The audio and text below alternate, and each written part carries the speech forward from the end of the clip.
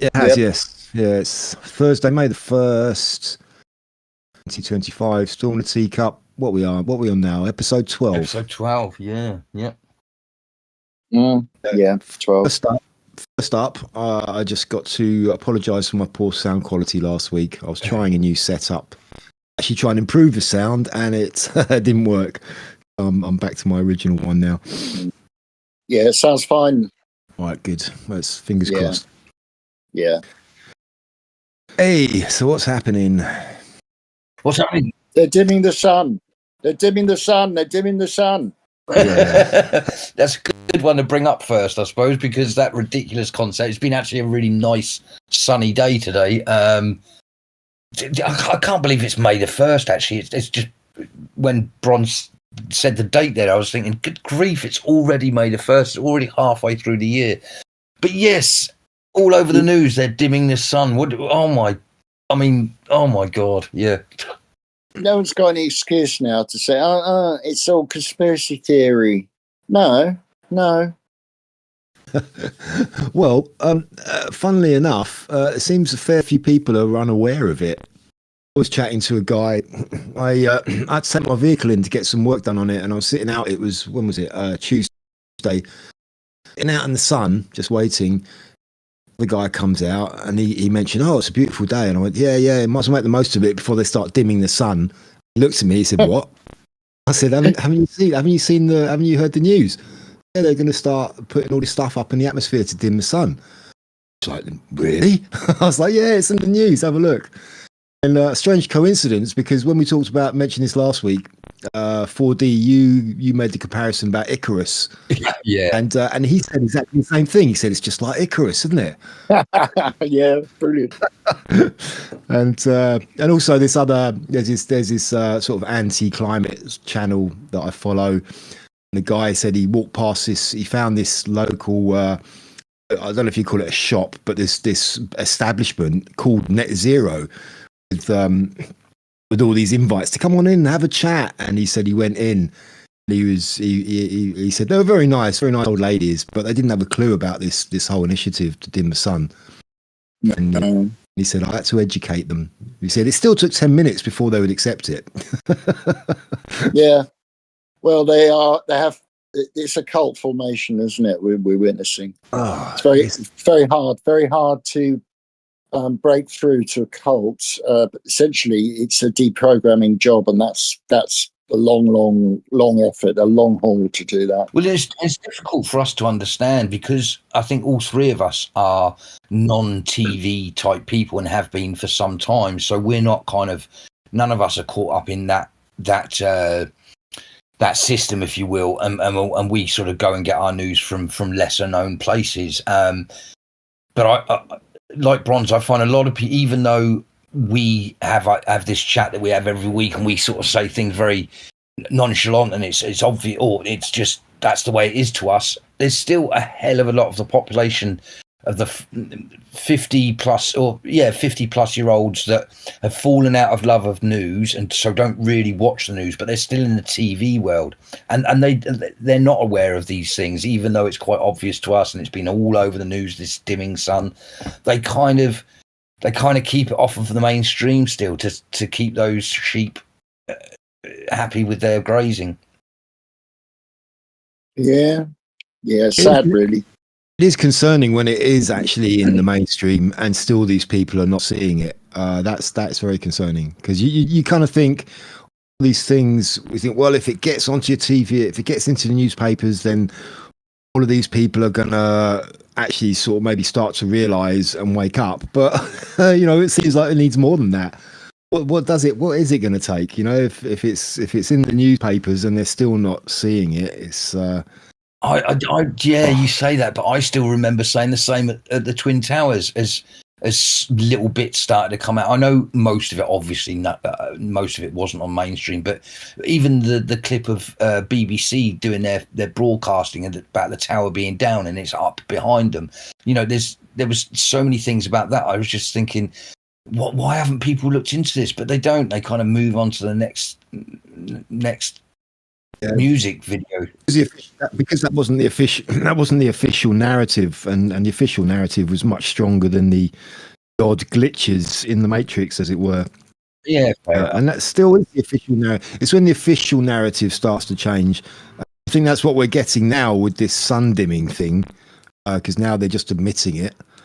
Do you think they're trying to cover their? What do you think's going on? Do you think they're trying to cover their tracks? Because as we said last week, we all kind of have come to the conclusion it's been going on for a long time anyway. So are the cats out of the bag and they're trying to cover, or are they? Or that's the only thing. That's the only reason I can think of it, really. I've got another idea. Go for it. Yeah. Well, actually, Iris, who's someone I talked with on the Substack, I've been using things in the singular, like the elite, the powers that shouldn't be, but it strikes me after I pointed this out that there are factions. So are we looking at two factions? I mean, in some ways, dimming the sun and spunking billions of taxpayers' dollars in subsidies and grants for solar panels doesn't seem to make any sense, because they both cancel themselves out, don't they? Or do they? Yeah. You know, you can't have all this sunlight making electricity. And this leads into something else I want to talk about later, which is, of course, the outage on Monday in Spain and Portugal, and how this is potentially connected. So we could be witnessing a power struggle within the elites, different ways they want to go. Same end. That's interesting, because I've often thought, I was thinking to myself, if they're brazened enough to be giving this stuff out in this, even though it was meant to be a top secret thing, blah blah blah, this, that, and the other. I thought if they're putting all this information out, they must feel in a situation safe enough that they've got to a position in their war that they think it's a good time to do it. And I said to myself, I wonder if this whole 10-20 year thing is going to be that they'd already got, let's say the deep state were controlled by 5 top family members, and let's say they took out the very, very top of, because you always talk about cutting off the heads to come back, but if you actually get to the root of it, and so maybe they took the root out, got rid of the top people, that whoever were controlling this world system, this banking system, this everything that we're locked into, and now you've got the mid-level top bosses, if you will, all, and then that leads on to what Viv was saying. Now they're all scrambling for their bit of the broken pie that's been left by the chasm that would have been left by whoever's been taken out from the top.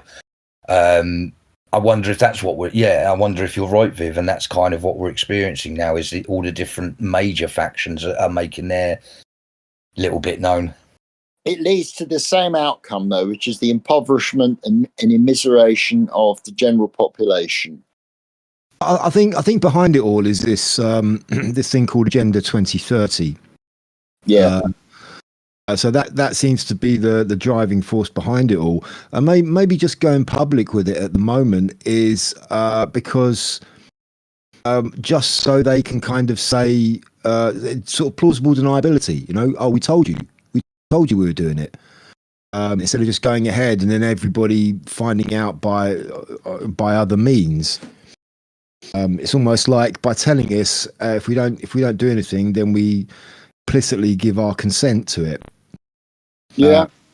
The link I found quite interesting, if not nefarious, was that RFK Jr. has just come out with the whole autism and cancer being linked to not what we think, and air viruses and stuff, and now the dimming of the sun, which kind of links into the chemtrails and geoengineering, which is kind of where I think heavy metals are entering people's brain stem cells and stuff, and that's what's doing all this stuff. So isn't it strange that the British government are saying, oh yeah, we're going to be dimming the sun and dropping stuff into the atmosphere, meanwhile RFK is saying, hang on, I think we need to look more at autism and things, because I think it's air based. Yeah, I mean, another one is delving into the more conspiratorial side of things is that, like you said, because millipede brain, Ed Miliband is going full on towards net zero, and they're putting solar panels everywhere, like you said, and then they're talking about dimming the sun, which is completely contradictory. So maybe this was actually kind of a move to sort of force them out into the open. They were forced to admit this. This story was put out specifically to make people go, what the hell, which it should do. So maybe it's a quote unquote white hat move, if you want to look at it from that perspective. Yeah, that's the other way I was looking at it. As I often do, I think, is it just this forcing people to wake up to the terrible things that have been done to us?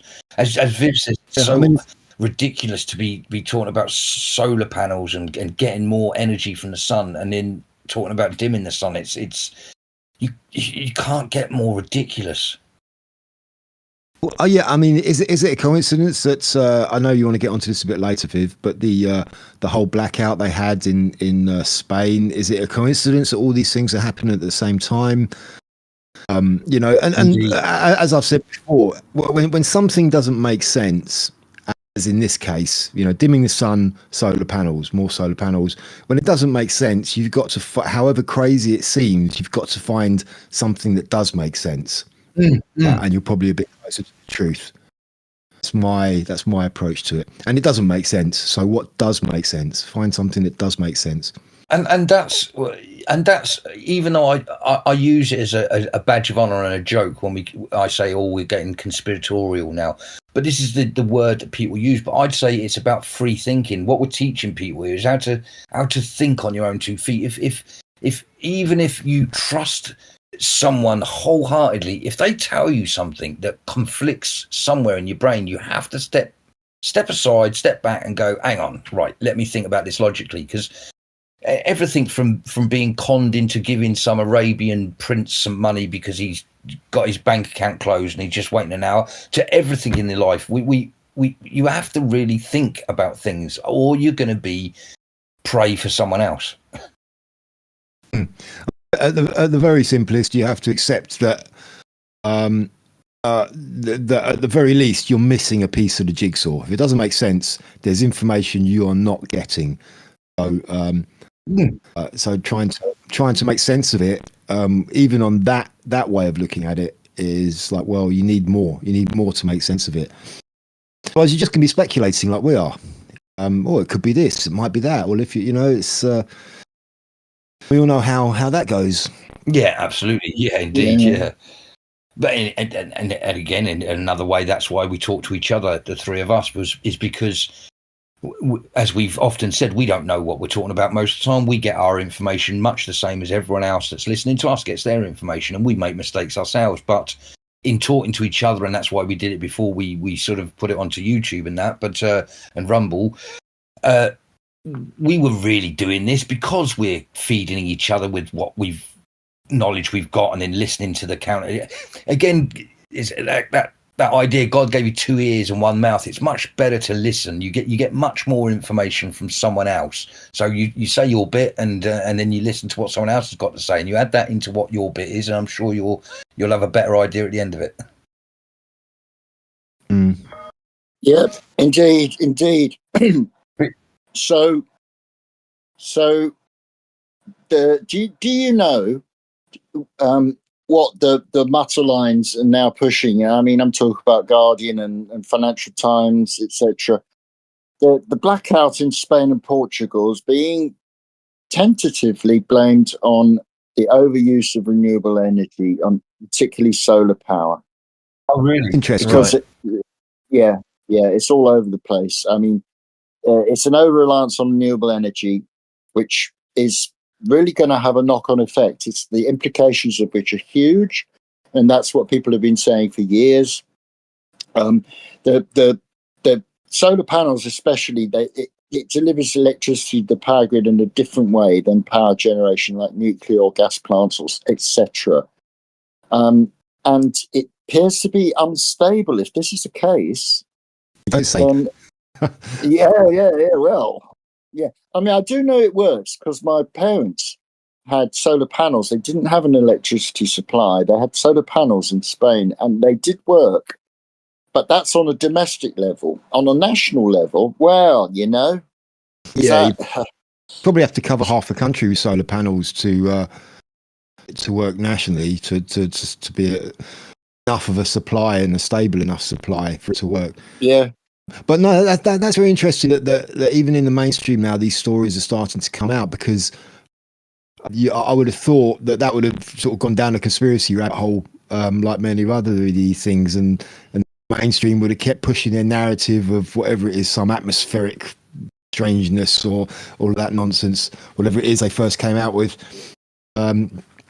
So yeah, I did notice that Portugal, who get their supply, I did read that they who buy their supply from Spain have now stopped that. They've cancelled that because of this.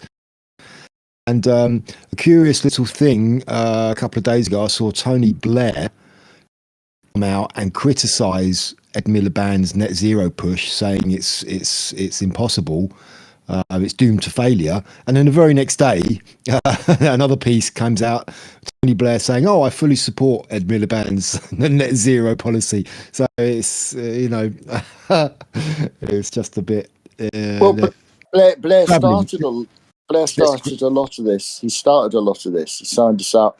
Well, he was one of the signatures. Yeah. Big instigator, wasn't he? Yeah. I mean, they're fighting back. The Spanish authorities say, "Oh no, it's not. Do you know how much? Guess how much the solar photovoltaic power generation accounts for? What percentage do you think Spain's electricity relies on solar?" Well, without knowing how much infrastructure they got, I can't really say. But it can't be. It can't be much. Like, it must be 5-10% or something, is it? Well, according to these reports, it's 59% at the time of the blackout.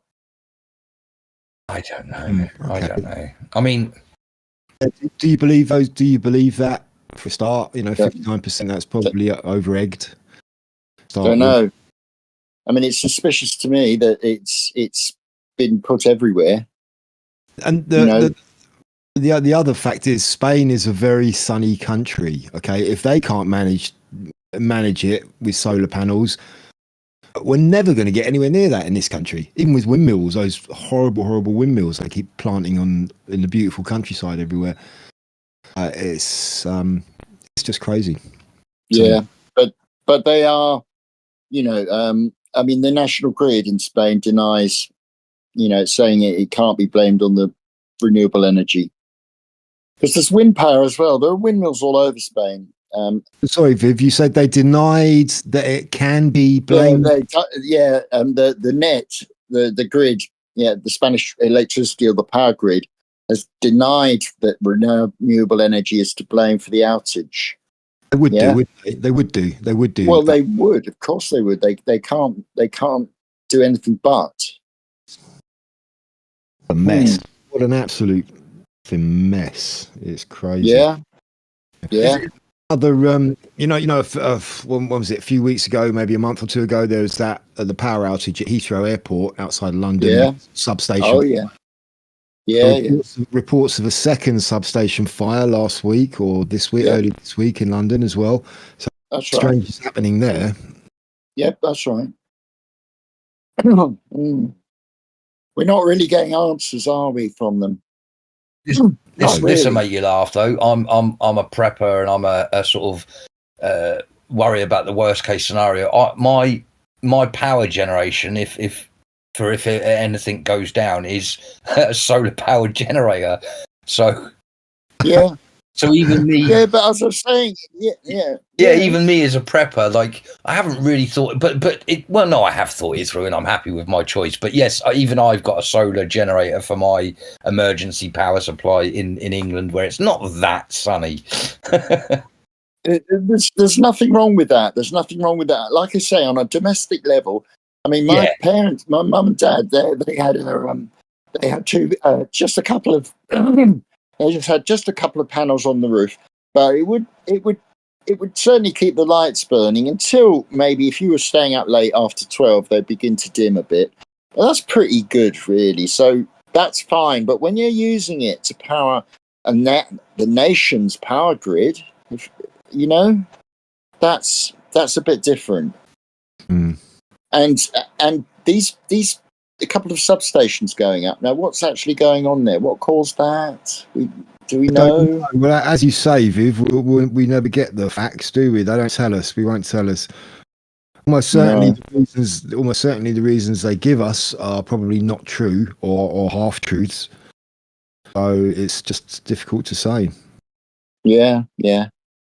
Well, as I'm scanning all the headlines, even in France, Le Monde says Spanish grid operator report had warned of blackout risk linked to renewables. It's in the New York Times, how Spain's success in renewable energy may have left them vulnerable. BBC, Al Jazeera, Independent. Yeah, Sky News, it's all over the place. Guardian, Financial Times, etc. I tell you what I just suddenly thought was what's interesting is Europe running out of electricity at a time when they could have been wanting to possibly join Ukraine and help them. Well, you can't really have a war effort going on when you haven't got electricity to run your making rounds and war machines and stuff.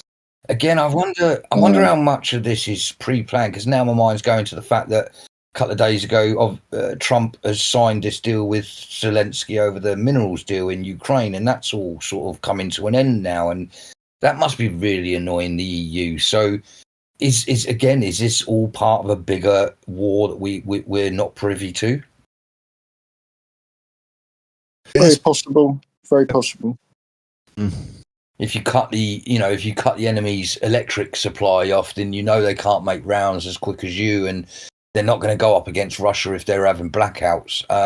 It makes no sense. So, well, it made no sense anyway to me. But yeah, and that is another thing. So he's signed a deal with Zelensky. Where do we think that's? Is that pretty much over now? Then I quickly want to say that I'm not sure if they're that bothered anymore about conventional warfare. It's fifth generation warfare, which also involves propaganda and behavioral psychology, drones, unmanned drones, that kind of thing. True. So I don't know. This could be a psyop. I just don't know. Yeah, it does feel like we're kind of reaching the sharp end of the whole situation. I don't know. It does feel like things are just getting much worse round. Yeah. In this country, at least in this country, things are really kind of accelerating. Something. Yeah. What that is, I couldn't say, but no.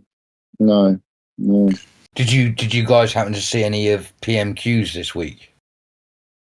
No. 4D. What are you trying to say? What planet are you on? What are you trying to say? Because I'm now going to say that I did watch it. So hold what you say there. Yeah. You took the hits for me and Viv on that one then. Yeah. Well, cheers, mate. Yeah. Well, actually, I only watched the highlights. Even I couldn't stomach watching it all. But Kemi was really fired up, and she really took Starmer to school over the grooming gangs and stuff. And I just thought, again, it was there's a kind of power change dynamic going on in PMQs at the moment. Everyone's against Starmer, and certainly at the beginning, everyone was saying she was a bit of a wet blanket. She wasn't really putting up much of a fight in PMQs, and she was always sort of. And I'm now thinking to myself, was she, like a good lion should do, biding her time, waiting, just wait, right? And now someone's given her the go ahead, and now it's gloves off, sort of thing.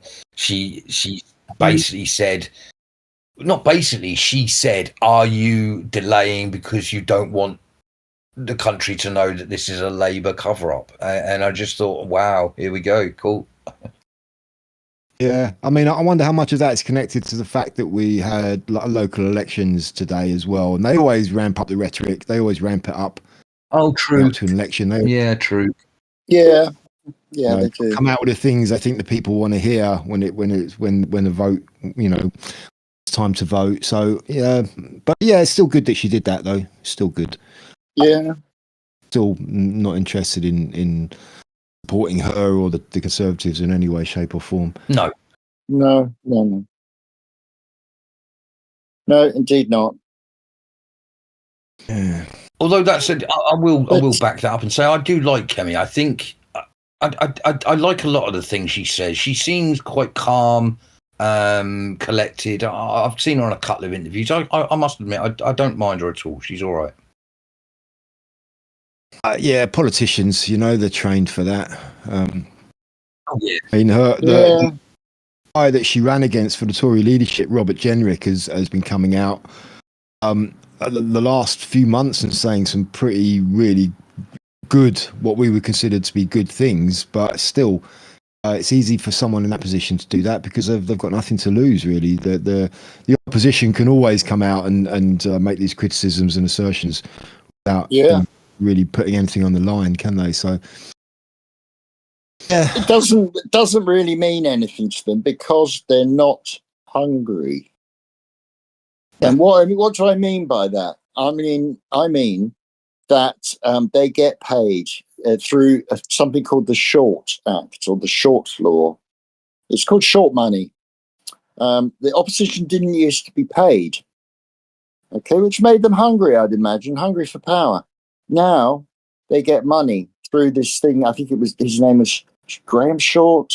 Can't remember, but anyway, it was a while back. And he introduced this thing where the opposition do get paid. So they're still getting paid. Yeah, short money. Let me look at this. Financial assistance. Short money is allocated to opposition parties to support them in their parliamentary duties. Yeah, well, I think the whole wage structure for politicians should be overhauled anyway. It should be performance-based, something along those lines. Keep them of course. Even the ones especially the ones in power. I mean, it's interesting about short money. I knew this, but to get short money, a party must have at least 2 MPs or 1 MP in more than 1,050 votes. 150,000 votes. Oh, so even the small parties get it then? Yeah, you get short money, yeah. But you got to have, to qualify, you have to have at least 2 MPs or 1 MP and more than 150,000. I mean, that just incentivizes the whole career politician scenario, doesn't it? Yeah, that's what I'm saying. Yeah. At the end of the day, it doesn't really matter if you're in power or not. You're still on a nice earner. That's what I'm saying. Yeah. And of course, there are subsidies in the restaurants and bars at the Commons. There's expenses. It's not a bad deal, Not a bad deal. That's why they get into it. They don't really care about the the principle of it, about serving the people as being public servants, which is what they actually are and should be doing. Becomes not a priority for them. It should be a job for someone who loves their area. End of story, and then it doesn't matter because you don't particularly want money if you're just doing it because you love your area. Even an age. I think I'd even have an age limit that you have to be over the age of 50 before you, or something strange like that, where you have to have a bit of wisdom. You have to have lived in the area for at least, I don't know, 20. I'd say you'd have to have been in the area for at least 20 years because. And to prove that you like the area, which means you're proving that you're going to fight for your area, for the local bus stop and the local, not the crap that they put up. Of course, you see, it's obvious, but that's not the case, is it? Yeah. No. And they should certainly put restrictions on lawyers becoming politicians. Oh, yes. Maybe there should be a ban on lawyers. If you're a lawyer, you can't become a politician. It seems all of them are lawyers now, have some legal kind of background. Majority. Yeah. A lot of them are proven lawyers. Yes. No, nobody got that. I did. I did. I didn't know how to answer it to give it away, but yes, I got what you meant. Yeah. You've put that one out there several times already, so it's. I know. Yeah, it's not been so. It's not a repetition. That doesn't make it so effective, does it? But yeah, I know. Talking of lawyers, I see that everyone, as they always do, hates Trump at the moment for the arresting of the judge. Sorry. Yeah, which I thought was brilliant. They filmed it, and you saw her getting handcuffed, and I just thought, oh, that's brilliant. That's Trump. What was the reason for arresting that person? She this is crazy. There was an illegal migrant in court that she was presiding over, and the ICE agents came in to arrest him, and she helped him escape. She actually took him out the back. She actually smuggled him out, didn't she? Smuggled him out, yeah. So what do you expect? Aiding and abetting a criminal. You're a judge, for God's sake, and you're aiding and abetting a criminal. Yeah. Family. But, no refugees are criminals. Gods, come on. No. Yeah, right. Illegal ones are, if they're not actual refugees, of course. Yeah, I know. But it wasn't just that he was illegal. He had committed crimes, actual crimes. Yeah. Family of the victim. You had the family of the victim in court at the time it happened. Yeah. So you can imagine what are they thinking? It's like, hold a minute, this person who's up in court for committing a crime against my family member is now being smuggled out by the judge. It's just insane. Luckily, as a judge, she'll know that she hasn't got a case to stand on, because you're supposed to be blind in law. So she's broken every standard of her trade. That's absolutely crazy. Does he give any sort of rationale behind that act, or what is it about? There is no rationale. She hates Trump. She's an anti-Trump activist, and she's probably just hoping that some of her anti-Trump comrades in the judicial profession will help to get her off, I presume. But yeah. I mean, what's really quite kind of glorious about this is this whole, when Trump was being pursued and harassed with all these legal cases, and they're all coming out and saying no one's against the law, no one is above the law. Now, of course, that's completely flipped 180. Right, so they're all up in arms. You can't arrest a judge, and it's like no one's above the law. Yeah, of course. Yeah, it's crazy. But we're still waiting. I can't say I have much respect for the law anymore, unfortunately. No, they've completely trashed it. Yeah, just subverted it, and they use it for their own ends, and it's not worth the paper it's written on. Worth less than the paper it's written on now. It's sad. It is. It's very sad.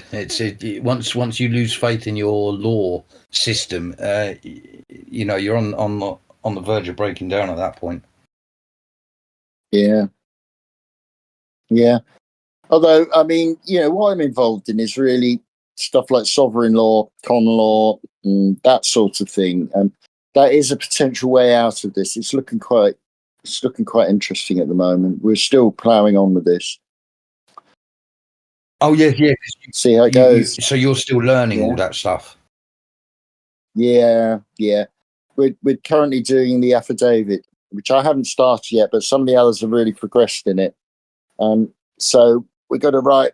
Everyone's writing an affidavit. It takes a while. It's difficult, and then we're going to lodge it with the authorities, and hopefully it will move us out of the system. Okay, right. We'll see. I'll keep you updated. Yeah. So what? So anything I'm else? going to. Oh, sorry. no, Ken. I was just going to say. So what else is going on in the news? I think we touched quite a few subjects there, but we kind of bounced off of them very quickly and went off in different directions. But so what? Yeah, what else is going on in the news at the moment? Well, Viv, did you want to get into the Spanish blackout? Did you? I think we've dealt with that really. I mean, it is extraordinary. It's absolutely extraordinary that the whole country went down pretty much. And we can see that if it had gone on for several days, who knows what would happen? Who knows? Oh, yeah, sorry, go on. No, I was going to say the Spanish are very sociable people. They love a drink in the bars and cafes, and they love a meal in the restaurant. Everyone's sitting around laughing. And if that's taken away from the Spanish, they can't do that. I doubt that it would stop them exactly. They'd just move picnic tables outside or something. But even so, it's degrading what is essentially a developed country, a first world country. Can you imagine that? A first world country, and the whole place, the lights go out for nearly, I don't know how long. It was a day. Yeah, imagine if that was 10 days of darkness. This is something which I've kind of pondered for quite a while now. Exactly how long would it take if the electricity supply of a country was down? How long would it take before that country just reverted to complete anarchy and chaos without electricity? Yeah. Well, it wouldn't be anarchy. It would be barbarism, because anarchy implies order, that people would order things themselves. And I think people would get together and form little groups and say, "Oh, we're going to do this and that." But then there would be barbarism as well, like just robbing shops and attacking people for whatever they've got, I think that's what would happen. I think there would be a split between people like ourselves, who will be able to cope to an extent, right? I've got candles, and we've all got stuff, I suppose. I've got candles, flashlights, blah, blah, blah, cookers, get Bunsen burning, whatever it's called, Calagas cooking, loads of food, water supplies. That would be all right. Could survive for a while. But how long? People used to say 3 days without food, and it would descend into total savagery. And it's not even, it's not just that. It's in the modern world. Everything is electrical. We're all based online for our money. So your hospitals are all linked into it. Your security systems, your banking, as I said. So it's not just food and warmth. There's as you say, there's kind of barbarism. It's because every level of you wouldn't be going to work because there's no one to pay you. Absolutely everything would break down in the modern world. I think the strange thing is, I think we'll be worse off today if there was a total collapse of the electrical system as opposed to 100 years ago, because again, there wasn't that much running off electricity, and people would have just got on, and there wasn't all the systems linked into it. But now you imagine, I mean, we're all a bit older, but if you're 20 to 30 years old and you've got no phone, no way of contacting anyone for 2 days, I think they'd go absolutely crazy. Yeah, like you say, it's like society is completely dependent on electricity now. Completely, businesses, everything. Even if you want to use cash, you won't be able to go to an ATM. No electricity. That runs on electricity. So you're dependent on the cash that you have, even if that would be worth anything in that situation. But once again, it links back to this whole net zero thing. It just adds to the insanity. You're asking for this. You're putting the nation's electricity supply on such an unstable into an unstable situation. You're just asking for absolute catastrophe. Yeah, banks don't hold cash anymore. So even if you couldn't even get into the bank because all the bank doors are electrical. But they wouldn't even have cash. So it doesn't even matter if you'd have to have cash at home. You say, but then even if I always have at least £50 cash around. So do I. But that's no good if no one else can take the £50 cash. Do you know what I mean? We are so locked into it now. Yeah, I mean, would cash even be a valid form of transaction in those situations? Indeed. I know Spanish people were trying to get Spanish. Everyone in Spain were, tourists as well. They were all going to banks to try and get cash out, and I mean, obviously the ATMs weren't working. But there was some wonderful stuff in solidarity as well. It's absolutely wonderful. People stuck on trains. Villagers would come out with food. Didn't want money for it. Just gave it out. I take a medication that has to stay in the fridge 24/7, or it goes off. Oh, like even me, I'd be stuffed without my injections. I can't really get out of bed. So just think of the medical situations for people that needed heart monitor machines or dialysis, and they would all die. It would disaster. Absolutely. Yeah, everything would just grind to a standstill. I mean, even the whole thing about communities sort of coming together and helping people out and offering food, that wouldn't last very long. That wouldn't last long. Oh, no. Well, yeah, you have to have gardens, and to get a garden up and running, you need a good 6 months to a year. So it's, you can't emerge. Oh, I remember saying to all my friends that had houses, I was saying to them, you've got to start getting a vegetable garden going, because I think things are going to get bad, blah, blah, blah, blah. I'd love to have my own vegetable patch, but I don't have the space. I'm in a little flat, and that's the way it is. But you need to know a lot of people with gardens. I mean, even if you had that, you might have to have it well protected, because that would become it would just get raided. People, yeah.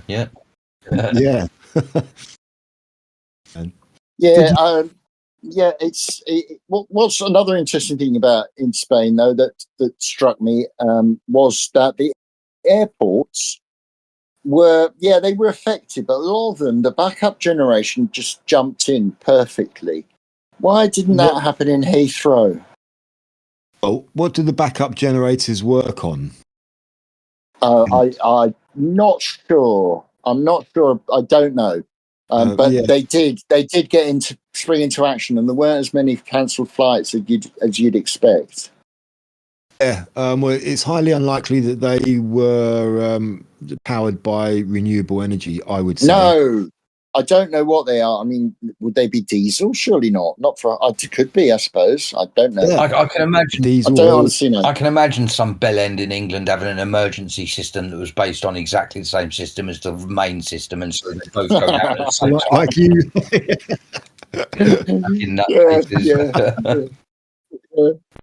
I'll be all right. I've got my solar generator. I'm all right. Yeah. I don't know. No, let's not go back to that, because I do think solar on a small scale is viable.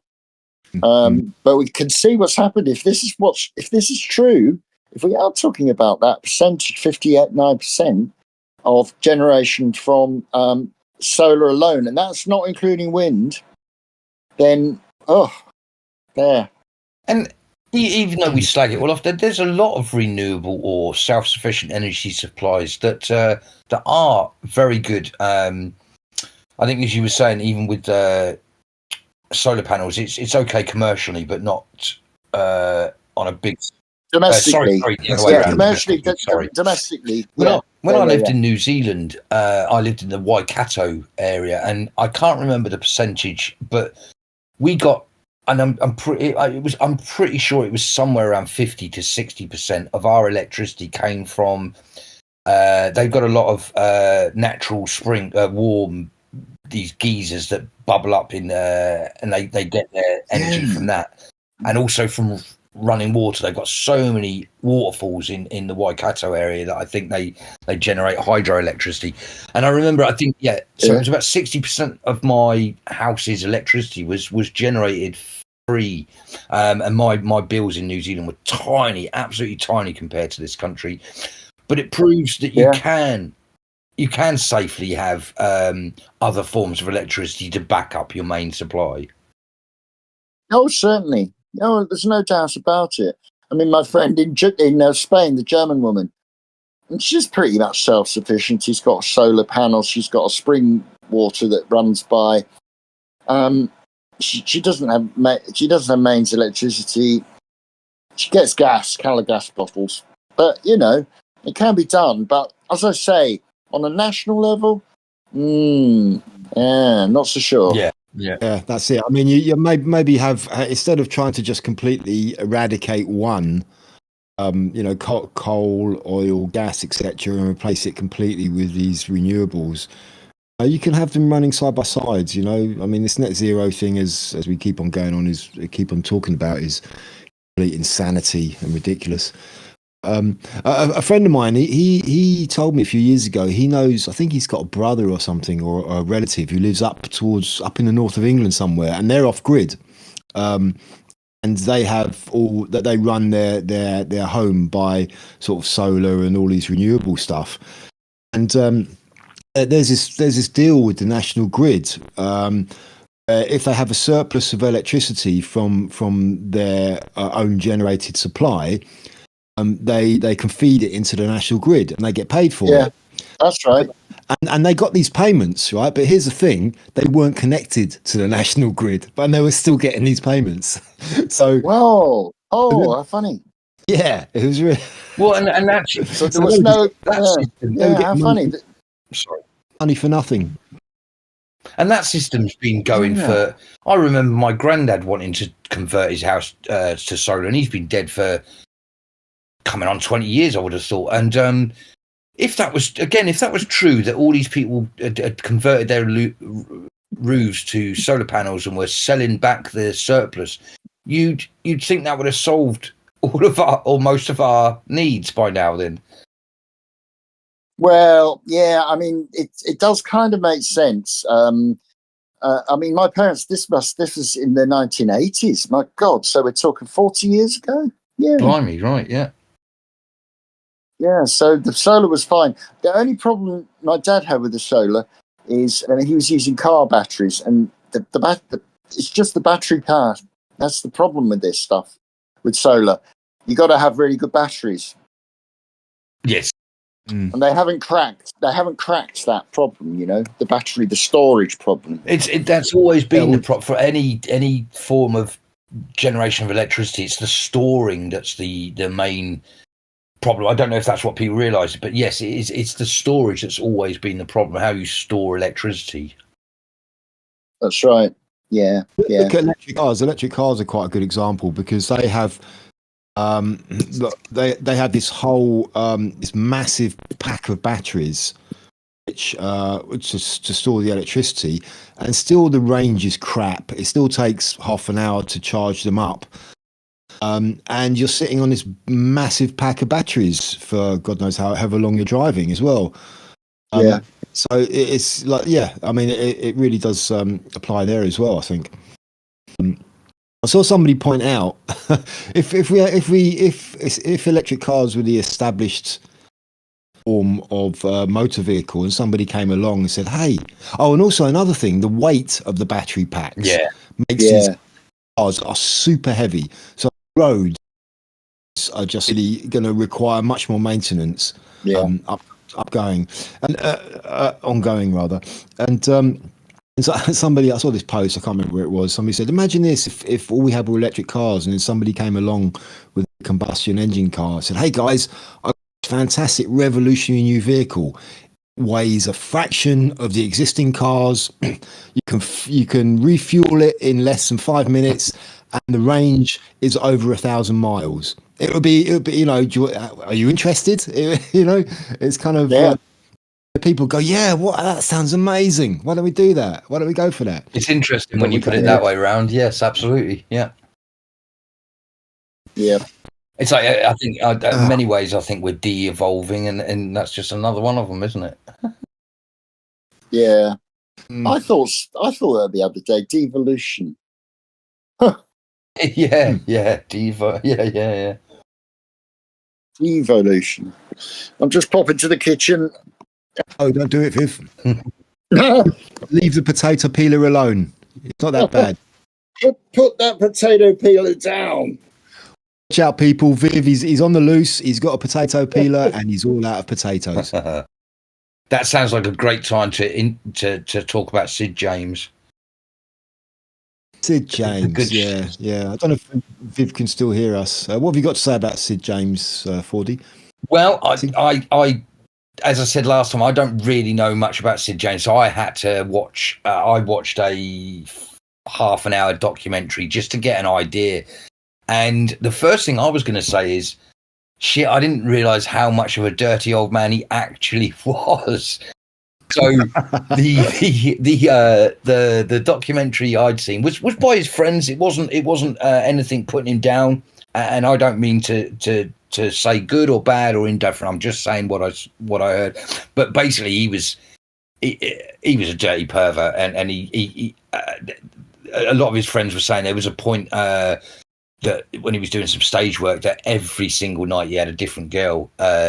He would have a closed door policy. No one would go into his stage door or his backroom place, and he'd have a different woman every night. And then they were interviewing his wife, and I think it's quite clear that she kind of knew that he wasn't a faithful man, but she had nothing but love for him, and she was saying the most beautiful things about him, and he was a lovely man, and she had the best life she could have had with him.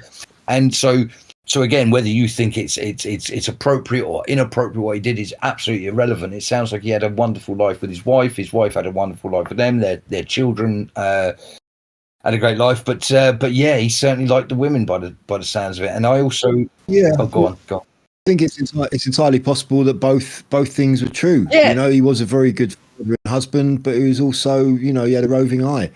He was a man of his times. We're talking about the 50s, 60s, 70s, Indeed. you know, and he wasn't, you know, in those days, I'm sure that kind of behaviour was quite commonplace amongst men.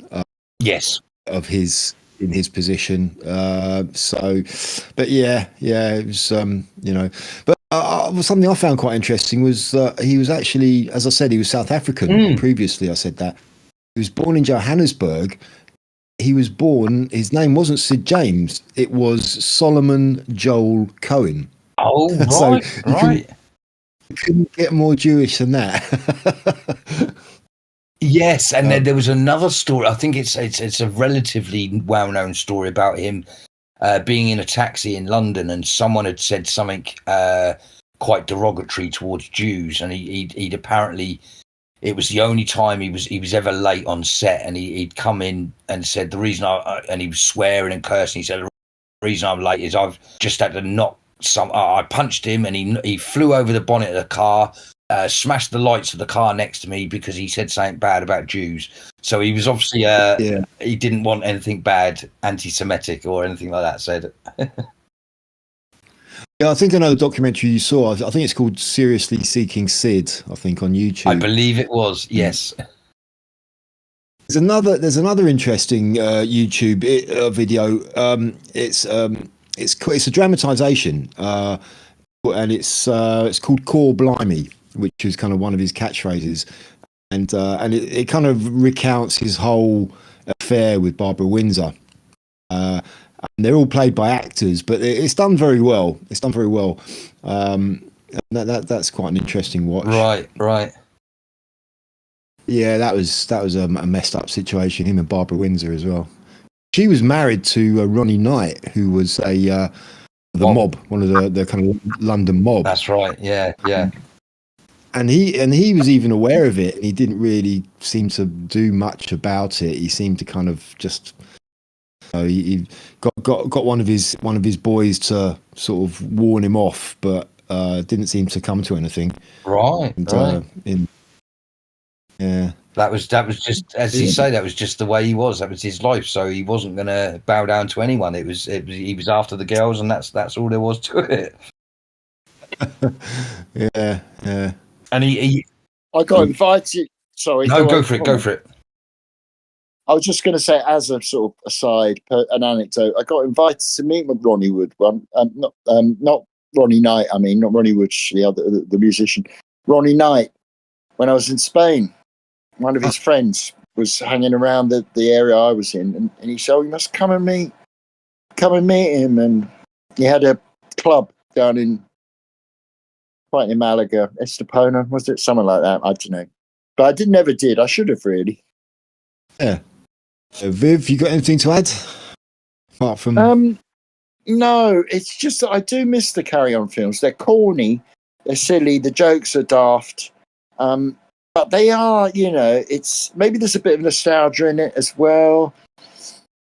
I'm watching a Carry On film this weekend. I don't know if I said I watched The Early Bird last weekend, and I actually really enjoyed it. I literally did it because we'd been talking about him for so long, and I thought, I do remember that film. I'm going to watch it, and it was still, it was still as comical as it was as I remember it. It was a great film, and so I'm definitely going to start watching a couple of the Carry On films because I do. It's a very nostalgic thing. I haven't watched any of those that wouldn't be appropriate for today's audiences or wouldn't get made for today's audiences, I suppose.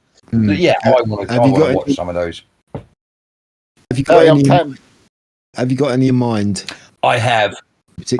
As we're talking about Sid James being a dirty old man, I definitely want to watch Carry On Camping. As I said last time, as a young boy, I remember getting very excited about that film. So it'd just be funny for me to, as an older man, to watch that film and that slapstick perversion sort of thing. And also, you guys were saying about Henry, and I don't think I've ever seen that one, Carry On Henry. So I like the idea of that one because I like that era as well. So I like to see the Carry On Henry. In my recollection, wasn't one of the better ones.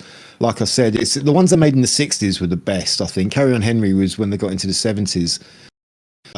So like for me, it's Carry On Up the Khyber is one of the best. That is really good. I'd recommend Carry On Up the Khyber. Okay. That is really fun. Right. Yeah, definitely. So Sydney Rough Diamond, and the dinner scene at the end is so good. Yeah, I think I've got a little plastered. Joan Sims. Okay, right. Yeah, obviously Carry On Screaming is very good. Carry On Cleo is very good.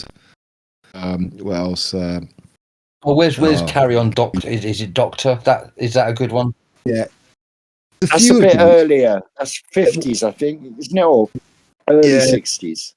Yeah, there's Carry On. There's quite a few of the medical based ones. I think there's Carry On Nurse or Carry On Matron, Carry On Doctor, Carry On Doctor again. Oh, okay. So there's a few of them. There's one where he plays this guy living in this remote jungle, and the locals have this serum which is an incredible weight loss thing, which makes women lose weight. And he gets discovered by this doctor. I think Jim Dale's in it as well. Jim Dale's quite funny. And he takes it back to the UK and he opens this clinic, and it's this great success because of this magical slimming kind of medication. So that was, I think that was Carry On Doctor again. I think that was quite good. Because that's where that famous line, matron, comes from. Even though we think he said it all the time, that's really where it comes from, isn't it? Kenneth Williams talking about, yeah. Oh, matron. Yeah. Ridiculous. Yeah. But they did have some very good comedians in there. The one whose name I've forgotten, who just used to make up those words. I can't remember, what's he called? He'd just make up nonsense words, and you think, what the hell? He was often an official. You know, the mayor. The mayor will now give a speech, and say, "Our most rumbly prays to hopes of Daisy to be there." Yeah. I don't think he was in Carry On. That was Professor Stanley Unwin. I don't think he was Professor. Yeah, he is in one of them, definitely. Stanley Unwin, that's it, Stanley Unwin. Yeah, he did the. If you remember the classic Small Faces album, Odgins Nut Gone Flake. Yeah, absolutely. He was in that. He does all of that stuff I think it's on side 2 in between all the songs. He was very funny, Professor Stanley Unwin. He was good. Just absolutely, wonderful. Yeah. I'm just checking to see if he was. Oh, Carry On Regardless, 1961 as landlord. So he's in that one. Yeah. Carry On Regardless. Oh. That seems to be the only one. But he was also in Chitty Chitty Bang Bang. Of course he was, as the Chancellor of Bulgaria. Yeah. Remember years ago, sorry, get sidetracked onto Professor Stanley Unwin now. But I remember he did an ad. I think it was a Pirelli tyres ad. He just, trotted out his gobbledygook, and it was. I remember that was quite entertaining. I've got it here. Pirelli Tyres TV advertisement, 1980. The slogan was "Outstanding fold in the wetty grippers." Oh, good stuff. Bygone era. Yeah. Oh. So, how many carry-on? In fact, I'm going to have to look at how many carry-on films were there in all. I think loads. I think there was 19. I think really somewhere around that. Some of them were crap. Some of them were really crap. Later ones, especially so. I think it started off because the whole the title "Carry On" originated from the very first film, which was called "Carry On, Sergeant," which is an actual expression in the army. Carry on, Sergeant. Yeah.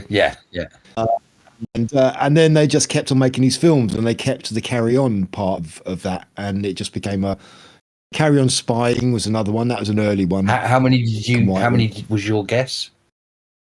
19. No, 31. Whoa. Maybe 19 is the amount that Sid James appeared in. That's where I got maybe.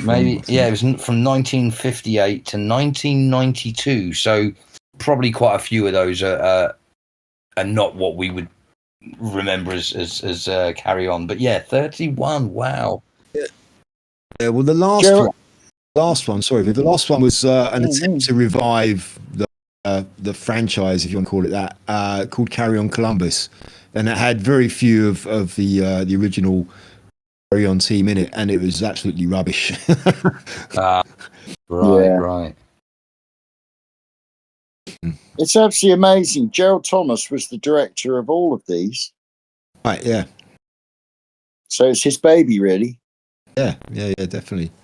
Carry On Jack, that was another one. That was a naval one with Bernard Cribbins. Yeah. Cribbins. Oh, right.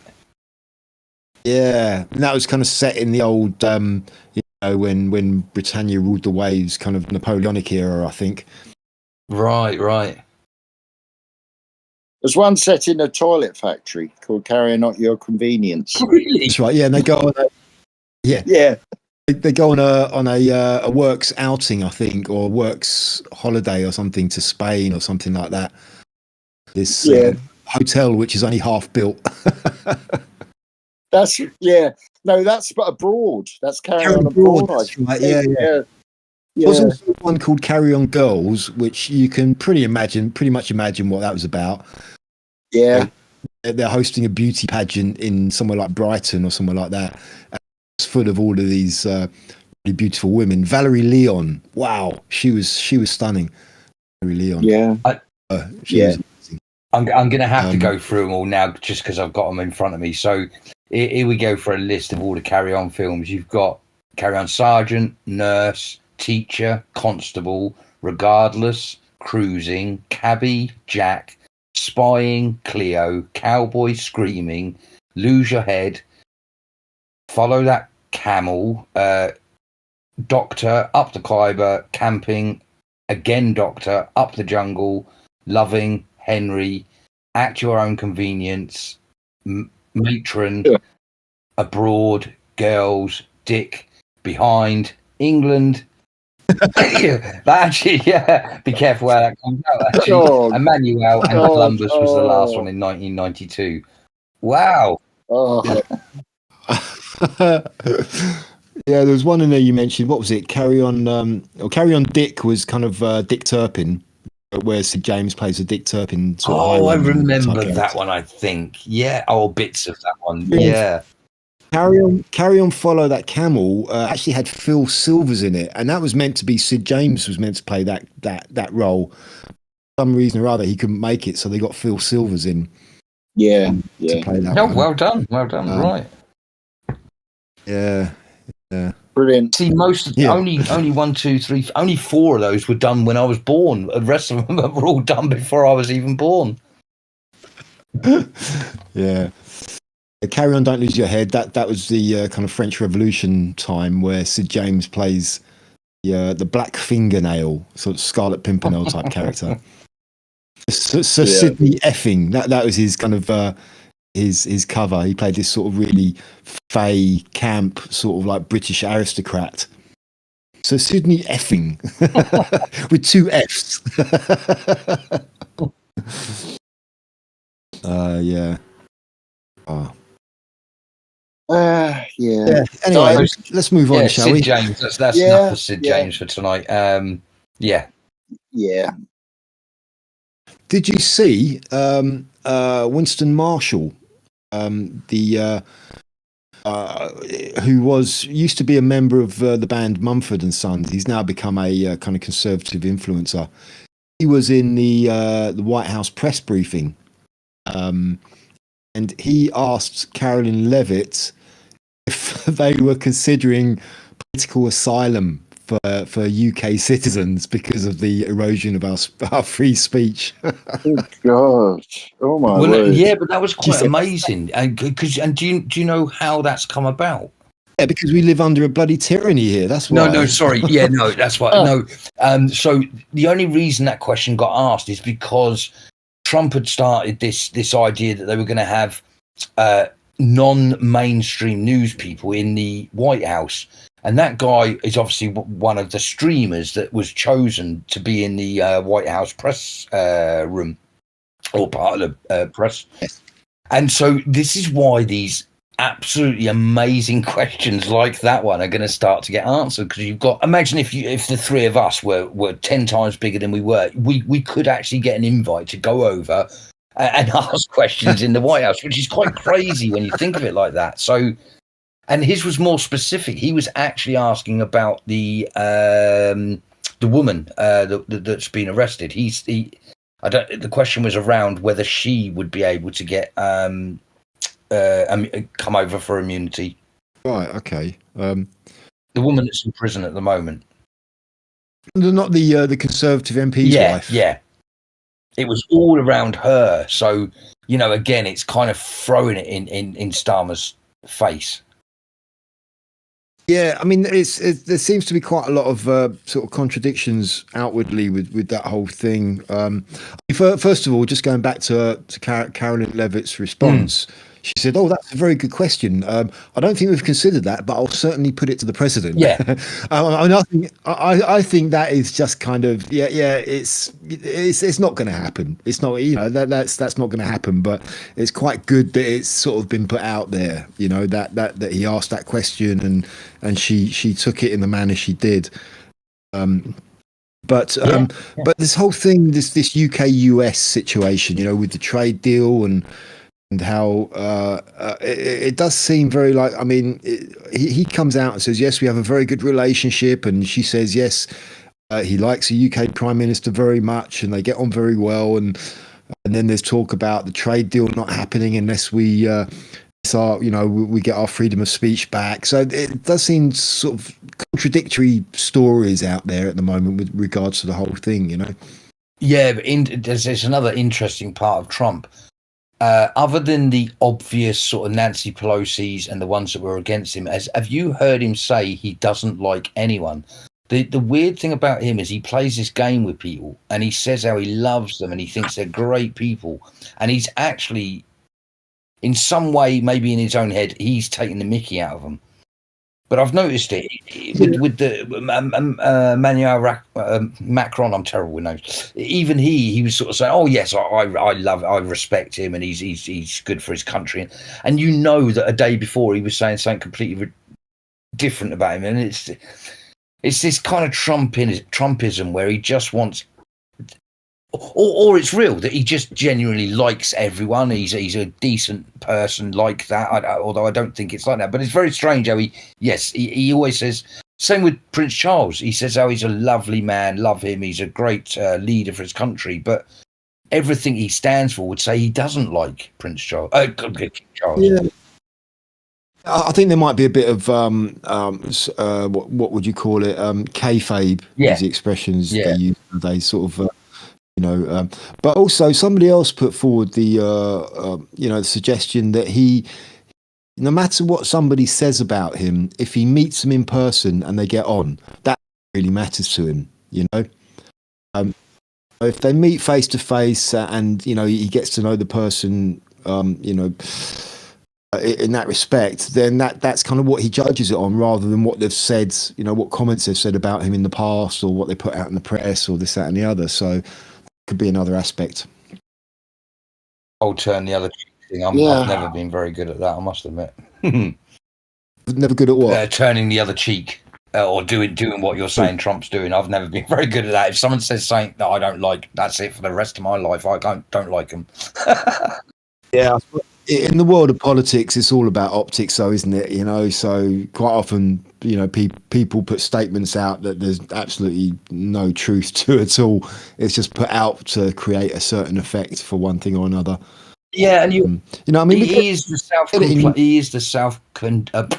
confirmed art of the deal. The man that wrote the book on how to do a deal. And any business, if you're the top of your game in business, not only do you have to be ruthless and good at you and know absolutely everything about the particular thing you're doing, you have to be a real people person. You have to know people. Whether you like them or not is irrelevant. You have to really understand people to be able to make the deal, to be able to NLP someone into sort of going the way you want them to go, to be that alpha in the room. Isn't just a bullying tactic. You have to have real people skills. And I suppose, again, that just proves that he's the master of business, or the master of the deal, as he sort of proclaims, is because he is a very good people person. It is all theatre as well. I mean, you hear all the time that you get politicians in this country, especially maybe in the House of Commons, or even on like a TV political show, Question Time, when they'll be tearing strips off each other when the cameras are on. But then the cameras are off, and they'll go and have lunch and a few drinks together and be best mates. I'm sure that sort of thing happens all the time. Well, we saw that with Farage, didn't we? Having a sort of chin wag with Starmer, and it just made my stomach turn. I don't like this underhanded, lying way of being. Yeah, that's politics, though, isn't it? Yeah. Unfortunately, I suppose just to accept it is not really the right thing to do either, because once you accept it, you kind of condone it as well. You can say, yeah, that's just the way it is. Just get on with it. It's like, no. It shouldn't be like that in the first place. Well, that's it. We've accepted it for 100 years. It's time to. I think that, again, that's why we're at this point we're at. It's the human beings are starting to say, hang on, this isn't the best way to do things.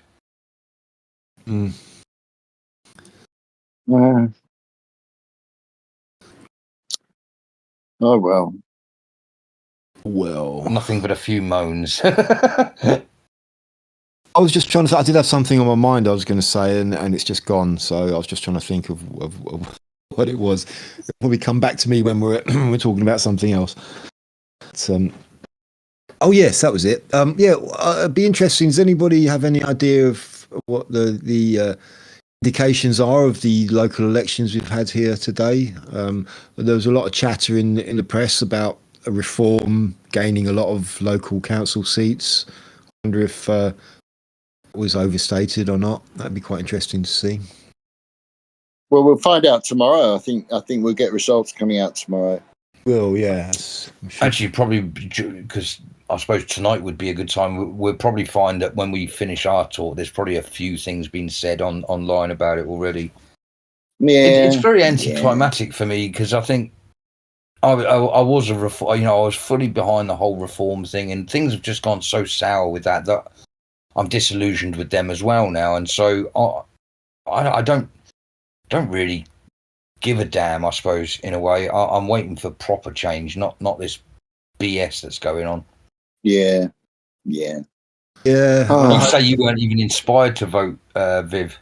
I'm not inspired to vote. No. Yeah. I mean, I don't know if I would, even if I could. We can't vote here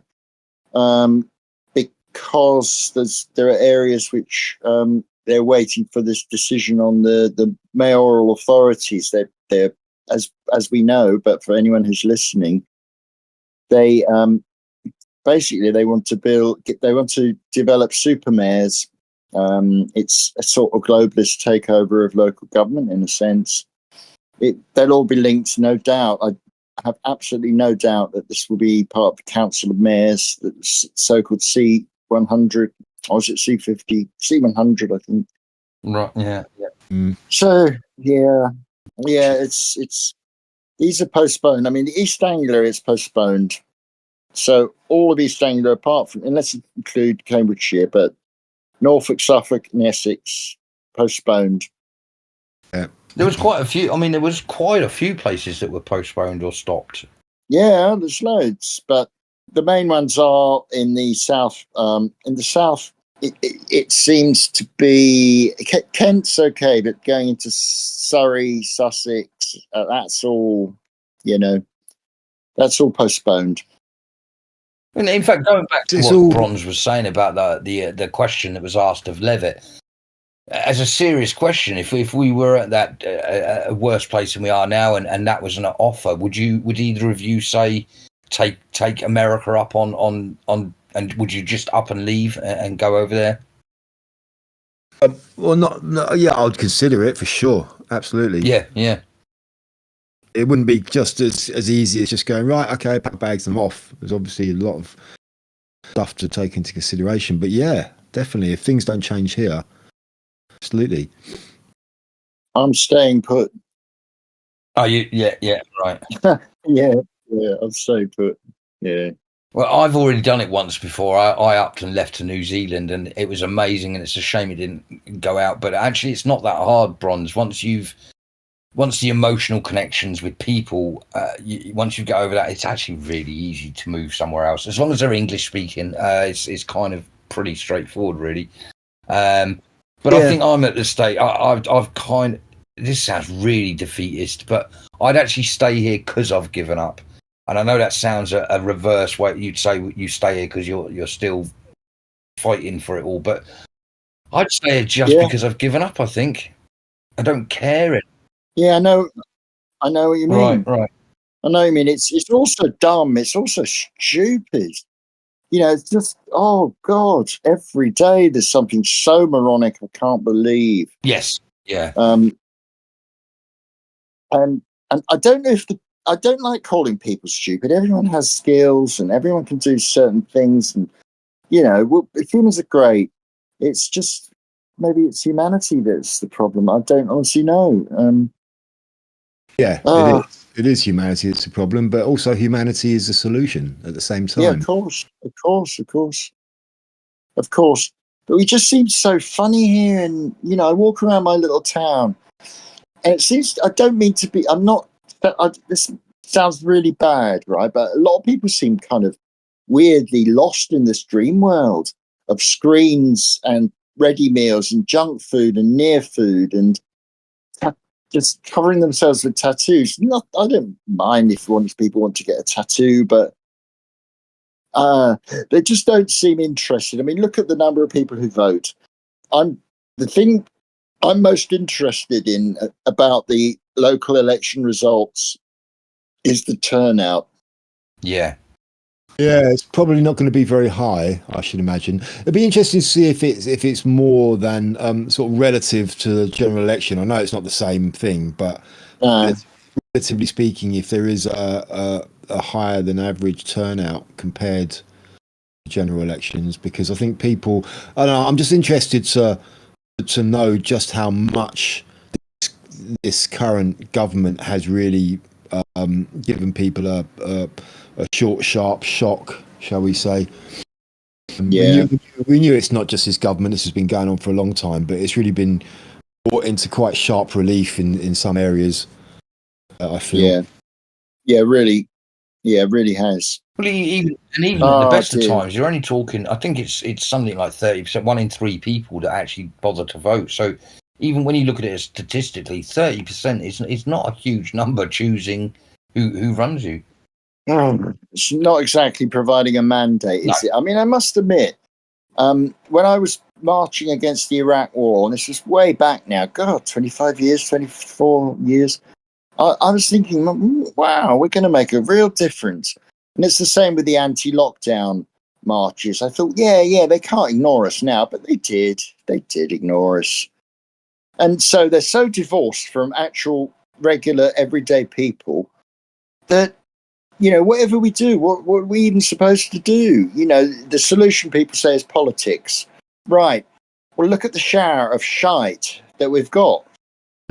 Is that really the solution? And they're even degrading local authorities, local councils. I dare say they're going for parish councils next, which is the smallest layer of democracy, or the most local area of democracy. I think that does kind of show the downside of protests, especially big ones, because hang on a minute. Hang on, sorry, someone's at the door. You carry on. But yeah, everyone goes on these big protests and they get a really good morale boost from it, and then they kind of just go back to their lives and stop. The momentum is there for the taking, but it's never moved with for the vast majority of people who go on these protests. Yeah, so it's kind of, in a way, a little bit counterproductive in that respect. Yes, and oh no, we weren't. We were talking about this before we actually came on. I was going to say it reminds me again of this, the whole Paul Thorpe thing with these guys walking away, because they were the glue that was keeping people coming out each time. Like you say, we have a very short attention span, and we tend to sort of go on it and then fizzle out. And if it wasn't for leaders like that in that realm, we wouldn't have carried on going. And you and I have seen great numbers turning up out there, and it's always very inspiring, and it fills you up. But as you say, it then dulls down until the next time. And with them all walking away from this, I wonder if we're going to have an organic next time. Well, I just think. I mean, first of all, I don't think they are really going to be walking away. Just won't be so maybe outwardly active, posting stuff. And people who like the likes of us, people who are looking for this information, who would go to channels like Paul Thorpe and the rest of them, they'll just go somewhere else. They'll find something else, someone else who's doing it. Yeah, true. It's not going to stop the audience. The audience is not all of a sudden going to go, okay, I'm going to give up too and go away. They're just going to look elsewhere. Oh, we need to reach out to Paul Thorpe's audience then. Got a ways to go before that. Yeah. That would be overwhelming, to be quite honest with you. It'd be too much. I'm quite happy with our tiny little corner of the internet here. That's me. Yeah, it would be too much. Yeah. Was that your neighbour, Viv? No, it was no one there. That's really weird. Not my mate next door, my neighbour, but no, there's no one there. I don't know what that was. No one there. So poltergeist. A poltergeist. Poltergeist. Yeah, no, I know. No, I mean, what I'm doing about politics is I've got a little group. As you know, you met them, and we're all sort of we're just quietly finding ways to somehow just swerve around the system so it doesn't get us, it doesn't bother us, they can't get us. Yeah. I mean, we are. I saw one of a group the other day, and he said he's made a breakthrough. I think I know what he's done, but he hasn't. He's not announced it yet. He's going to announce it. He'll be announcing it at the meetup on Sunday. But unfortunately, I won't be there because I'm going to Cromer up in Norfolk. Oh, Cromer, yeah. Going up there with Kent Piano, Lady F, yeah. Nice. Driving up there, yeah. To the seaside. Oh yeah. Nice. Yeah, Cromer's nice. I've been up to Cromer once, yeah. But talking of trips, we're going to have to come up and gate crash you sometime, Viv. Yeah. Oh yeah. Upon you for a weekend. We can maybe do a special live stream with all three of us in the same room. Yeah, I know. To reveal our battle plans to the whole world. Well, they're not really battle plans, are they? They're just us mooching around. Yeah, I know. I was, in a manner of speaking. I know what you mean. To think of somewhere to visit, somewhere interesting. I'm sure there's loads of places around here. I'll find somewhere. Yeah. No, that was good last time. Yeah, we'll find something to do. Well, we can just sit around chatting for 2 days. Yeah, could do that. Could do that. I know you want to go to Friendship Chinese restaurant, so Yes, I hope they're the standard of. I hope they haven't changed their chef, because that was a bloody good. Yeah. It was good, wasn't it? Yeah. I'm still impressed with your cooking, buddy. I thought it was awesome. Thank you. Genuinely. Thank you. Cheers. You have to think up some new gourmet recipe to. I'm wondering about a bit of English food. This time round. Yeah. Oh yeah, that's a good idea. Yeah, good proper English, something very English. Yeah. Yeah, although curry is strangely enough very English. It is. Yeah. But yeah, it really is. It's supposedly the national dish now, isn't it? Curry.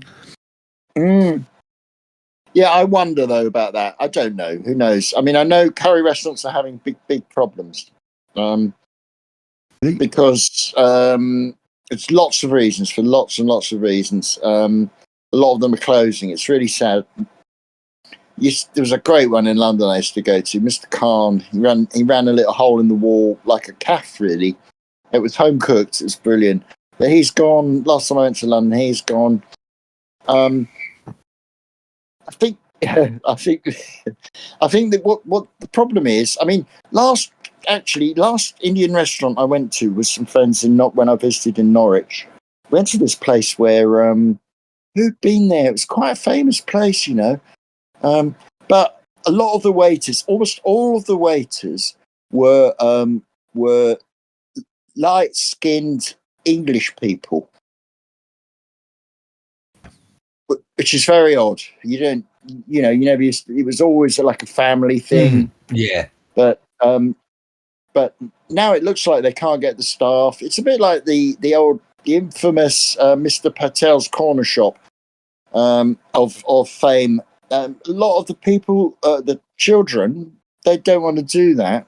It's really hard work, It's kind of a cyclical thing, because all of those like the small family-owned shops used to be owned. I mean, going back to the 70s now, they were owned by English people. Yeah. They kind of went the same way. They all died out, and they got took over by all the kind of the Indians and the Asians, and they all became sort of Asian run. And now that's kind of coming full circle again. Yeah. So the same thing's happening to them now, where they're kind of, starting to fizzle out. Yeah. I mean, it's very hard work. Your typical Indian mum, if there is such a thing, she wants, she wants her children to become doctors and all that business. Now it's like the old Jewish. Oh, my son, the doctor, the old Jewish thing. So yeah, they're not. The younger generation are not interested in restaurants and corner shops, really. And there's there's stuff in supermarkets now, which is not very good, but a lot of people don't seem to care anymore.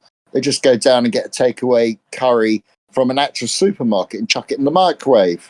Yeah, those are awful. Those are terrible. I mean, even the sort of sundries like samosas and bhajis are really awful as well. I yesterday, yes, that's really interesting. I haven't been cooking much. I've been trying to sort the flat out really for the visit of Saint Lady F. And so I bought some bhajis yesterday, and they were absolutely rubbish. Yeah, from Sainsbury's. Just. Oh, come on. You're having a laugh. One thing talking about Indian restaurants made me think of the probably the two worst meals I've ever had. I mean, maybe this is something we can we can sort of go round. It's like, what is the worst and the best meal you've ever had? Yeah. Two of the worst meals I ever had were Indian meals. One was up north of England somewhere in Cumbria, and it was just everything was out of a jar. You could tell it was just the worst Indian food I've ever had. And then the other one, strangely enough, was in Alicante in Spain. We went.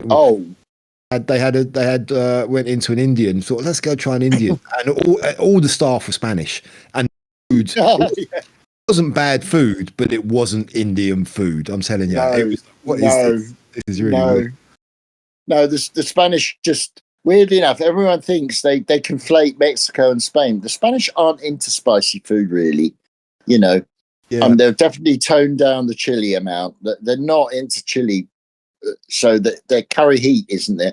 There's a place in Malaga I used to walk by. I wonder what that's like. It's called Curry and Pasta. And it's a mixture of curry and Indian and Italian dishes. I was thinking, well, what the hell? What? Yeah, that's a bit weird. Yeah, but Indian restaurants have a few standout things, and one of them is the tandoor, which is that charcoal grill where you get the naan breads and the tandoori chicken. And not many houses have, domestic food, the sort of food I cook. I did introduce smoke flavour when you came around. If you remember, I did introduce a smoky flavour to the tandoori, to the chicken tikka masala. But it's very difficult to get that authentic tandoori taste, which is a big thing for me, for Indian restaurants.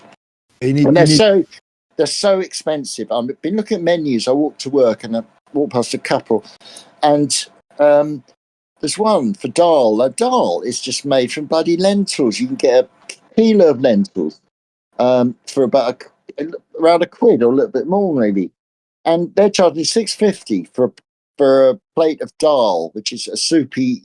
Dal is just soupy lentils. Really, it can't cost more than a few pence to serve out a dish of that, and it's £9.50. So people would go for an Indian, and it was reasonably priced. It's not anymore. That's another thing that's killing it because of bloody business rates. Greedy councils. Yeah.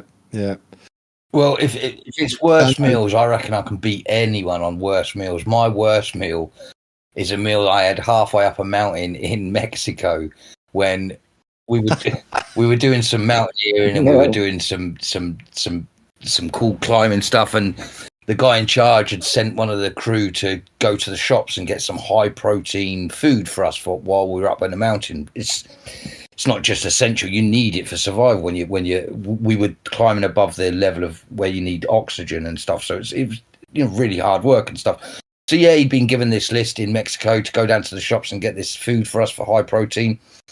And I still, to this day, I think, considering we were all soldiers, this was ridiculous. But whoever was in charge the guy had gone off, bought the stuff, come back. Nothing had been checked about whether he'd bought the right stuff or not, and it all got packed up, and we went off on our very dangerous, extreme journey that we went on. Got up there, and we got halfway up and pitched tent, ready for the last stretch, which was going to take a good 5 hours to do. And he was like, right, we'll get the high protein food out for our final ascent. And the guy that had got the shopping pulled out, I think it was 6 or 8 tins of tripe. Oh, geez. I kid you not. And we had to eat it because we had nothing. And so halfway up a mountain, and the SAS guy that was training us was laughing, saying, well, it is high protein, so tough shit. Oh, yeah. That has got to be the worst. I've never tried it since or before, and I don't know if you guys have ever tried tripe. Oh my God, that is horrible. Yeah, once. Yeah. Once I love it.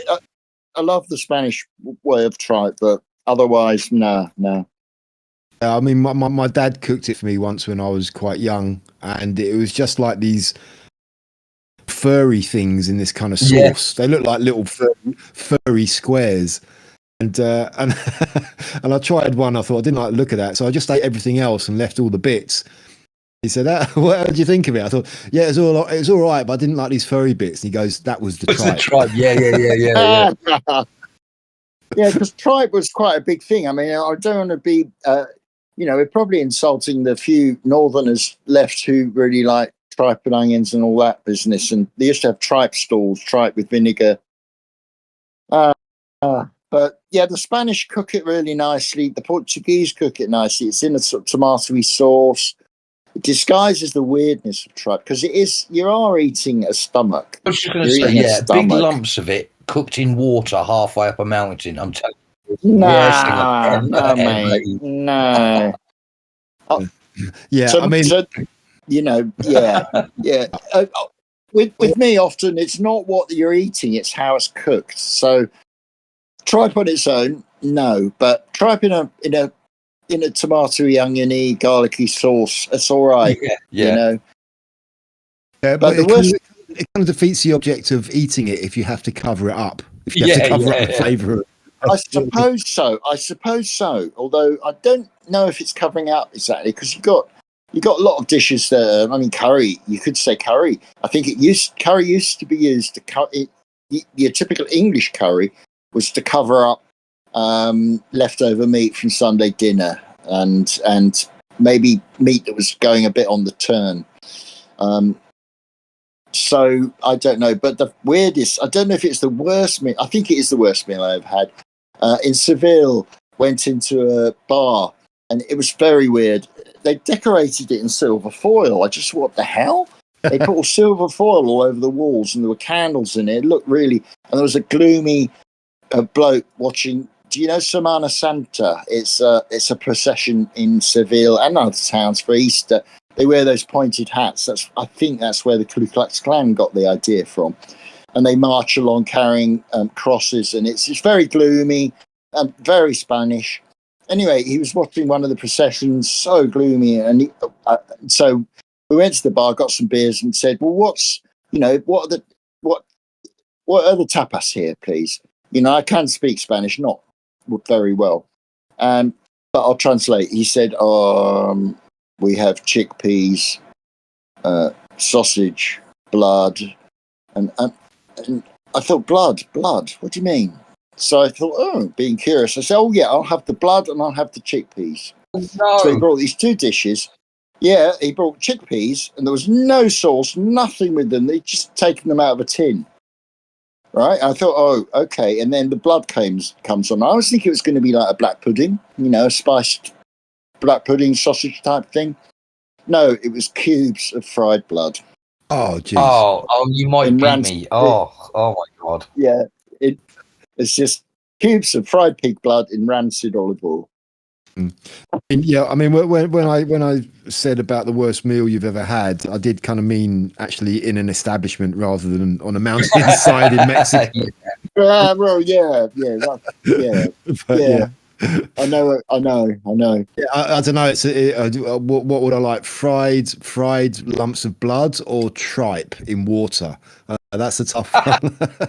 Yeah. That's right. But I mean, I've had some terrible meals. Often, sadly, I love a calf. I love a fry up. Well, often they're so badly done, so bloody badly They done. just use all the cheap stuff. It's all cheap. They just really cheap. Cheap white sliced bread, cheap bacon, cheap factory battery farm eggs, and great. Nothing beats a good lorry or trailer park little fry up on the side of A3, something like that. I used to love just going to those kind of trucker stop burger stops where they just do all the big fried onions, fried liver, fried bacon, throw it in a bun, and everyone's huge and loving it.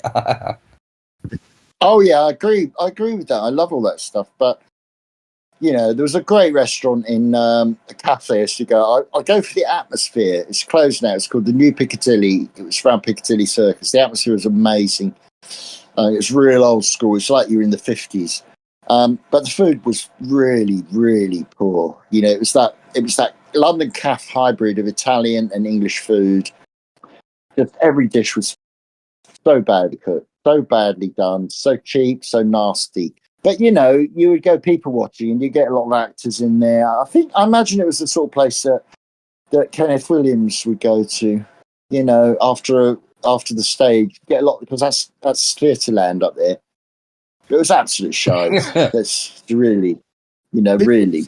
There is a famous Chinese restaurant in Chinatown in central London, just up the road from here. You probably know. It's called the One King, which is quite the One Key, the One Key, the One Key, yeah. It's famous not for its food, but rudeness of its waiters. Bloody hilarious. I used to go in there, and the waiters used to be so rude. I mean, and the food was really basic; it was not anything special. But everybody went there because they've got really rude waiters. I know. We used to go there, and you know, it was just really basic working man's Cantonese cuisine. Just, and it was all right. You know, it's on 3 or 4 floors. That's so right. You know, you'd be sitting there, right? You'd be sitting on the first floor, and you'd get served, and you're on the table, and the waiter would come running over, and he'd say, "You move now, you move," and you go, "No, we're okay here," and he goes, "No, big party coming, you move upstairs," and you go, "No, it's fine here," and he said, "You don't like, you fuck off then."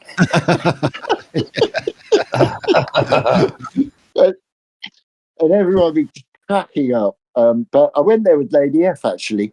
I said, "God, you've got to see this place. They're so rude to you." And she, you know, she would say, "Oh yeah, let's find this." But they weren't rude. They were really nice, and the food was better. And it's a shame, really. You know, it's like it's basically the faulty towers of Chinese restaurants. Right. I went there once, and the waiters weren't particularly rude. They were just a bit kind of standoffish. But yeah, I didn't get any of the rudeness. Yeah, the rudeness was just magnificent. You know, really kind of. I wanted a refund. You have to be more rude. Yeah. I'm surprised they've cleaned their act up, because that was one of the attractions of the Wonky was the rudeness, the hilarious rudeness of the waiters. And you couldn't really argue with them, you know, because they just say, "Well, if you don't like it, just go. Off you go." Then. You know, also a very good axiom to live by, I think, is do not piss off the people who are making your food. Never, ever. This is a huge mistake that people make. I know this for a fact because I have worked in catering, as you know, as a chef. If you do that, bad things will happen to you. You don't understand the badness that can happen if you piss off. I've heard some horror stories, and it's like, okay, never ever piss off your way. Yeah. Well, no, just be polite, and then afterwards complain. Don't complain when you're eating. You know, if it's reasonable, if you say, "Oh, you know, could you just cook this a little bit more?" They're all right with that. If you're rude to them, if you're supercilious, arrogant, no, don't do that. Don't do Actually, talking about rudeness, do you realise we're 20 minutes past our end time? Oh, yeah. So maybe 1 or 2 dad jokes, and then we'll call it a wrap. Yeah. I was going to make a joke, as the Mexican said to the American, but wrap, you know, Paco. All right, oh God, I'm sorry about that. Okay. Who's got the tumbleweed? Don't worry, 4D will put in the crickets. Yeah, exactly. Yeah. I genuinely, I've probably, I'm trying to think. I don't even, have I got a joke on me? Go on, Bronze, you give us one. All right. Okay. What do you call a beehive without an exit? Don't know. No. Unbelievable. All right. Oh, it took a little while to. Yeah. Okay. More. I don't trust atoms because they make up everything. You two are slow tonight. I'm dying here. Oh, yeah. These are too subtle. Yeah, I had to think about it. Yeah, because they make up everything. I see. That's a double pun. Right. Yeah. Oh, is that a dad joke? I mean, a 6-year-old's not going to understand that, are they? I mean, think we're above that level. We're above the level of a 6-year-old. I don't know. Maybe we do drop down there occasionally, but generally speaking, at least 7-year-old. Maybe a 7-year-old. Oh well, yeah. I'm not gonna. I can't do it. I can't do it. Let's leave it there then. All right. Yeah. And well, like I say, I'm gonna just stay up all night. Just thinking about jokes. I'm gonna stay up all night pondering about where the sun has gone until it dawns on me. Well done. That was a good recovery.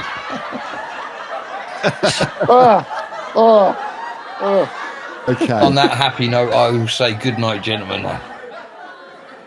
Yeah. Good night. Good night. Have a great week.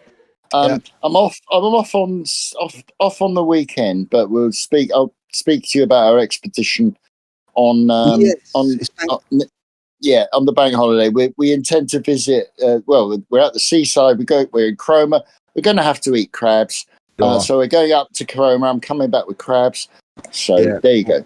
What I'll say is stay away from the Cromer prostitutes because you don't want to be coming back with crabs. Yeah. I know. Well, have a good weekend, Viv. Have a good weekend. I know. Okay, gents. Cheers. All the best. Thank you. All the best. Take care. Bye. Bye-bye. Bye-bye, people.